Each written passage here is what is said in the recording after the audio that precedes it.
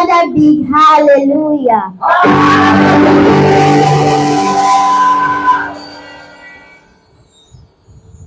Today our Bible reading is going to be taken from Luke chapter 1 verse 46 to 55.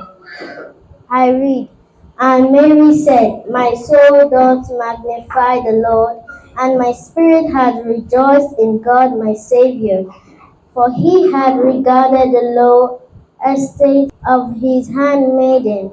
For behold, from henceforth all generations shall call me blessed.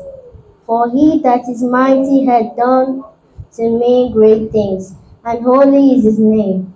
And his mercy is on them that fear him from generation to generation. He had shown strength with his arm. He had scattered the proud in the imagination of their hearts.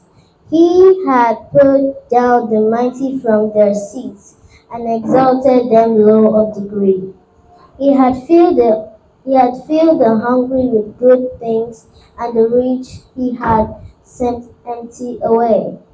He had opened his servant Israel in remembrance of his mercy, as he spake to our fathers, to Abraham, and to his seed forever."